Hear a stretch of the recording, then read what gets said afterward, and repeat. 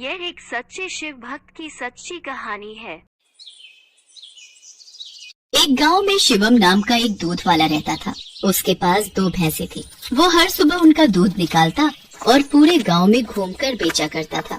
शिवम का रोजाना का एक नियम था। दूध बेचने के बाद उसके पास जो भी दूध बचता था उसे शिवम रास्ते में शिव जी के मंदिर में शिवलिंग पर चढ़ा देता था। उसका दोस्त मंगल रोजाना उसे ऐसा करते देखता था। एक दिन, शिवम, तू इतनी मेहनत से पूरे गांव में दूध बेचता है और जो दूध बच जाता है उसे तो शिव मंदिर में चढ़ा देता है। बाकी लोग तो शिवलिंग पर थोड़े से दूध में पानी मिलाकर चढ़ाते हैं। तू भी ऐसा किया कर और बाकी बचे दूध को इकट्ठा करके उसकी दही और घी बनाकर बाजार में बेच दिया कर। इससे तेरी दुगनी कमाई होगी। मंगल, मैं भोलेनाथ को अपना पिता मानता हूँ, इसलिए उनकी भक्ति और सेवा करता हूँ। भोलेनाथ की कृपा से मेरी इतनी कमाई हो जाती है जिससे मैं खुश रहता हूँ। शिवम मंगल की बात पर ध्यान नहीं देता। वो नियम से ही रोजाना दूध चढ़ाने का कार्य करता रहता था। एक दिन मंदिर के पंडित जी ने शिवम से कहा, शिवम, तू हर दिन महादेव का दूध से अभिषेक करता है। तेरी क्या मनोकामना है जिसके लिए तू ये सब कर रहा है? पंडित जी, मुझे भोलेनाथ से कुछ नहीं चाहिए। मैंने कई बार कुछ लोगों को दूध में पानी मिलाकर चढ़ाते देखा तो मुझे लगा भोलेनाथ पानी मिला दूध पीकर कमजोर न हो जाए, इसलिए मैं उनको दूध चढ़ा देता हूँ। अच्छा, फिर ठीक है। एक दिन गांव में तेज बारिश हो रही थी। बारिश के कारण शिवम दूध बेचने नहीं जा सका। उसका आज सारा दूध बच गया था। उसने सोचा, आज इतना दूध बच गया है, मैं इसे शिवलिंग पर चढ़ाता हूँ। शिवम, ये दूध तो बहुत सारा है, ये तो बहकर खराब हो जाएगा। तो फिर मैं इस दूध का क्या करूँ? पंडित जी, मैं ये दूध घर वापस भी नहीं ले जा सकता और ऐसे तो ये दूध खराब हो जाएगा। तुम एक काम क्यों नहीं करते? तुम इस सारे दूध की खीर बनाकर भोलेनाथ को भोग लगाकर गांव में खीर का प्रसाद बांट दो, इससे तुम्हें पुण्य मिलेगा।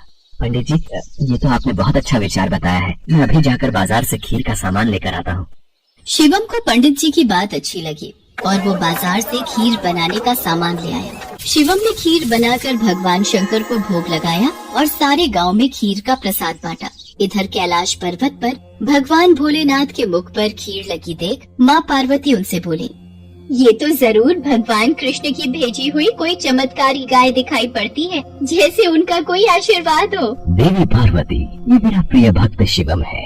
इसकी निश्चल भक्ति ने मेरा मन जीत लिया है। ये मुझे अपना पिता मानकर मुझे प्रतिदिन दूध और खीर का भोग लगाता है। ये मेरी चिंता करता है और मुझे बिना पानी मिला दूध चढ़ाता है। मेरे भोले भाले भक्त की भावना देखो, ये समझता है कहीं मैं पानी मिला दूध पीने से कमजोर न हो जाऊं, इसलिए ये दूध से अभिषेक करता है।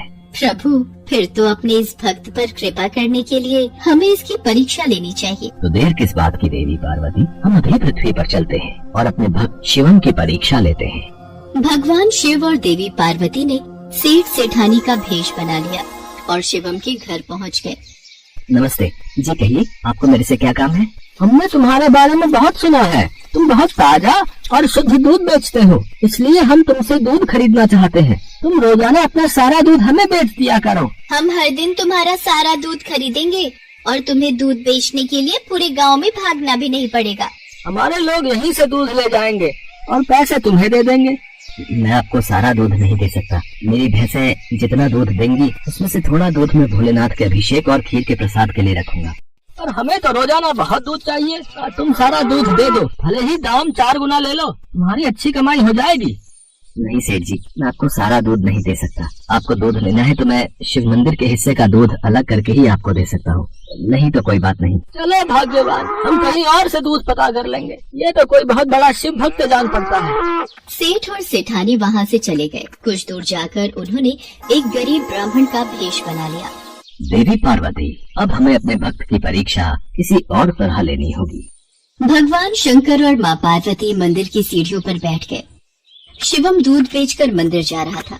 उसने एक गरीब ब्राह्मण ब्राह्मणी को रोते देखा। आप दोनों क्यों रो रहे हो? मुझे अपनी परेशानी बताओ, शायद मैं आप दोनों की सहायता कर सकूं।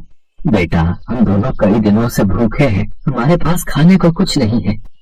आप परेशान मत होइए, मेरे पास कुछ दूध बचा हुआ है और एक डिब्बे में ये खीर है। आप ये दूध पी लो और ये खीर खा लो, इससे आपका थोड़ा पेट भर जाएगा।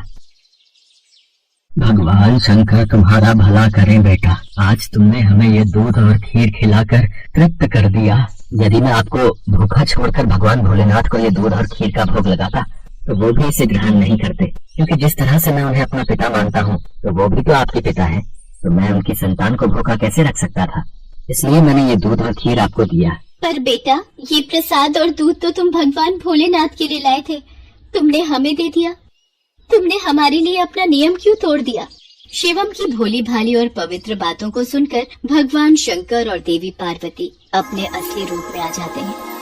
उन्हें देखकर शिवम उनके चरणों में गिर जाता है। शिवम, मैं तुम्हारी सच्ची भक्ति से बहुत प्रसन्न हूँ। मांगो, क्या मांगते हो? प्रभु, मुझे आपकी भक्ति के सिवा और कुछ नहीं चाहिए। मुझे आपकी भक्ति करके जो खुशी मिलती है उससे बढ़कर मेरे लिए कुछ भी नहीं। शिवम, तुम मेरे सच्चे भक्त हो।